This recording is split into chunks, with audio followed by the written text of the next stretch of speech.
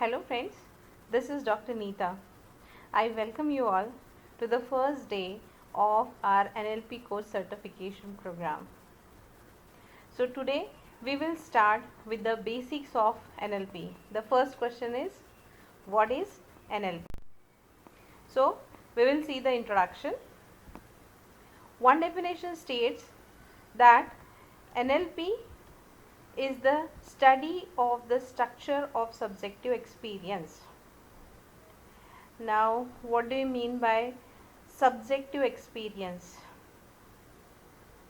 We will see one by one how we are actually programmed from our childhood is nothing but, you may say, it's a brain programming, mind programming.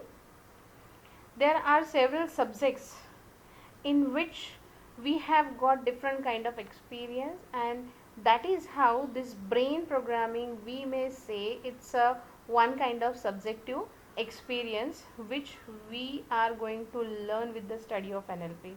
Now we will see what is the long form of NLP. It's a neuro linguistic programming. Now neuro means it refers to mind and how we organize our thoughts and mental life. You might have heard in vocabulary neurology, neurons. These are all words you might have already heard. Now, within this terminology, we are going to study our brain, how our mind program, and that is how the word neuro comes in neuro-linguistic programming. Now we will see second word. L stands for linguistic.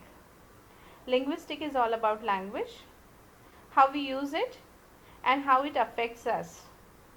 That is, the language we use to describe and categorize our world and make sense of our experiences. Now, generally, even our language is based on these kind of programming, whatever we have just seen, कि our brain is getting programmed and all. So, which language our brain understand, which kind of language we express, that all terminology comes under linguistic. And the third, P stands for programming. Programming is about our sequences of repetitive behavior, patterns of thoughts, and how they help or hinder us. Now, programming is the word famous in computer terminology. Now, I will give you the example of computers to understand NLP in a better terminology. You all know that computer is actually having two parts. One is hardware and another is software. Whatever computer you buy, within that computer you are having some specific kind of configurations for specific, even in your phone. So there is RAM, there is some kind of processor. So all these are hardware parts of computer. Now hardware knows only the language of zeros and ones, that is binary language. If you would like to really communicate with this hardware, actually you need some kind of software, and there is only one software which can directly communicate with the hardware, that is nothing but system software. Now one of the most important system software which we all know is operating system. Though it may be your Microsoft operating system, DOS operating system for mobile, Android is there, or Linux and other, there are several Mac PCs are having Macintosh and all these kind of different operating system we are having. Now what is the role of this operating system? Operating system communicate with the user through various application program that are software program, software application program. For example, we are working in this Microsoft Office, Word, PowerPoint, Excel and all this. So these are application program.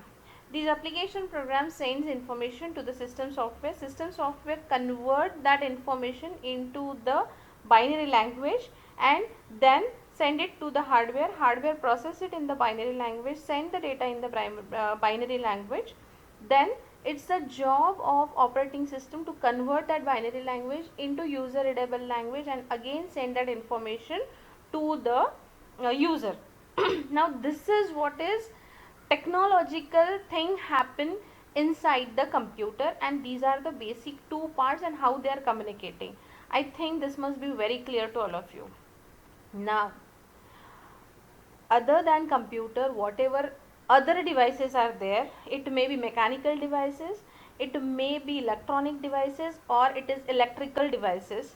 All the devices get their manual along with them, how we have to use it, right? In the similar way, human being is a creature wherein we are also having this body, this brain as a hardware, and our thoughts, our you may say feelings, our emotions, these are nothing but our software application programs. Now, as other all devices are having their user manual how to use it, actually we didn't get any kind of manual when we come to this universe. And that is how actually we don't know how to use this hardware and software, how to program this brain, how everything happening with us and all, and we are not aware of it, and that is how we have got programmed in a automatic way. And that automatic way comes from our environment, through our parents, through a different kind of you may say social things whatever we are observing from our childhood, and that is how our brain is get programmed. Now whatever traits are shown within your personality, that is nothing but how your brain is programmed, based on that your personality has developed. The good news is NLP gives you the chance to upgrade it. Now you just imagine you are having a very high configuration mobile, you are having very high configuration computers, latest uh, damn latest software you have not hardware you are having, and within that damn updated hardware, if you put outdated software, then what will happen? You will not be able to use the features functionality of that upgraded hardware because your software is outdated. And the same thing is happening with us. Whatever brain programming has been done, it was on old beliefs, old kind of thought process, and you may say the bad news is we are actually programmed within that outdated thinking behavioral patterns. So now it's time to actually reprogram it with the upgradation of this software by the latest software. And the good news is NLP does the same work for you. Yes, you can rewire, reprogram your brain with the latest softwares, and that softwares are nothing but whatever kind of you may say personality you would like to be, you can become with the proven techniques of NLP. So this is all about the basics of NLP. We will move. Okay, so how to fulfill your curiosity? To navigate your way around, use the following buttons. So these are the three buttons user have given. uh, Home, take you back to the beginning. Next, previous, this is all about how to use this particular PPT. So to ensure your enjoyment and engagement, this taster has been written using conversational style. We will just leave the slide. Now we will see the background. So for those of us who like to check out credentials, here goes. For everyone else, click next to continue. Now we will see the background. Neuro-linguistic programming began in early 70s when Richard Bandler, a student of psychology at the University of California, Santa Cruz, started working with John Grinder, who was then assistant professor of linguistics. They began by studying three people to find out how and why they were such successful experts in their field. Fritz Perl, the innovative psychologist and originator of Gestalt therapy, Virginia Satir, the prime force behind family therapy and Milton Erickson, the world famous hypnotherapist. As a result of these studies, the first strategies and models of excellence they identified dealt with verbal and non-verbal communication skills. Subsequently, NLP has identified a myriad of techniques that are used successfully in all walks of life and for many different purposes, such as coaching, sales, marketing, self development, influencing, and many more. So, what do you understand out of this is uh, Richard Bandler, who actually invented this fantastic technique with the help of John Grinder and few other people. Actually, what motivate them to do this kind of thing is actually they learn some personality, those who are very successful in their life. When they actually study it, first they try on one another. They just try on one another if particular kind of you may say behavior I am following, and if you are just copying it, what kind of impact we are finding in our life. And that is how they just go on copying things, and they find actually they were able to achieve the same kind of results. And that is how when they realize that just by copying few things, if we are getting such a nice result, what will happen if we will actually study the successful people, and if we will follow whatever techniques they are following, then what will happen. And that is how they started their research, and the research goes on. They go on studying people, those who are successful in their particular field.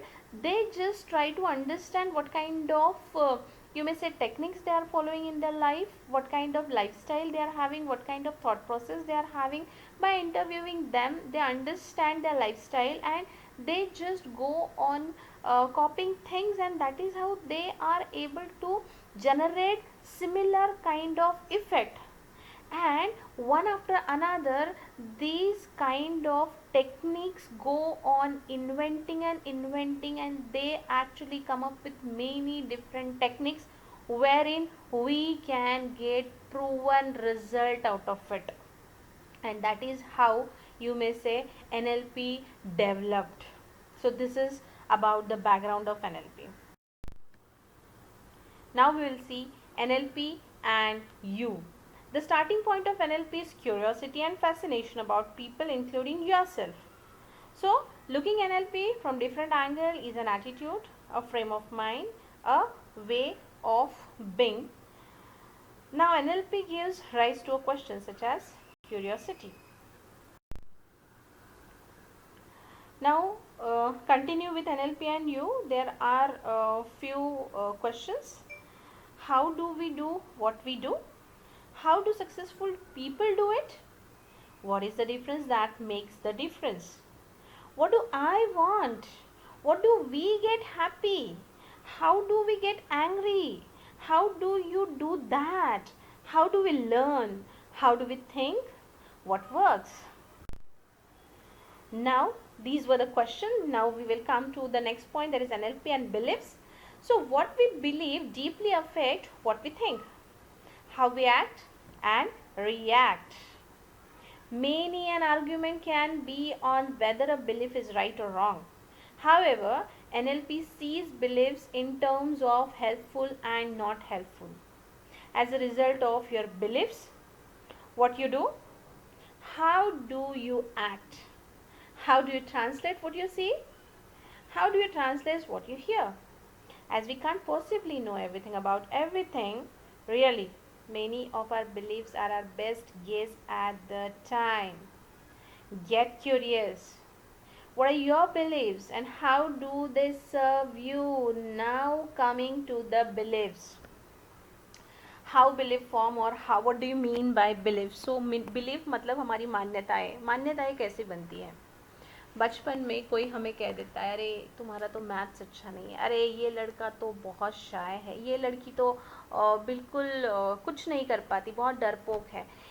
Now these kind of comments, when you listen from your surrounding once, twice, thrice, and then when one time, if you really act on that particular thing. Now for example, someone says you are very weak in maths, and you really find you are not getting good marks in maths, and your teacher also commented that your maths is not good. Now the subconscious has got the proof that really I am not good in maths. Now subconscious mind is your very honest and sincere servant, because once you will form some kind of belief on something, then he will actually always try to achieve the same. And that is how he, that is subconscious mind, is producing results for you. Now as it comes in your belief that I am not good in maths or I am very weak in maths, now what will happen, even though if you will try hard, you are going to get the same result wherein it will prove that you are weak in maths. Same goes on, the list is endless. These kind of negative things comes from our parenting or from our environment, actually install as programs, and that programs are called as belief. And actually all are more than 97% of our life actually we it is get handled with the help of your beliefs only. Everything you are programmed on the basis of your belief, and you just try and see what you believe that you get, and that is what is your programming. This is what is all kind of software installed within your brain hardware. So now it's time to question your belief, and that what we have to do with NLP. Now we will see the four legs of NLP. Now within four legs of NLP, rapport comes, then outcome orientation, then sensory acuity is there, and behavioral flexibility is there. Now we will see one by one. Rapport. Generally begin in rapport with someone is about getting on with them, but NLP is much more than this.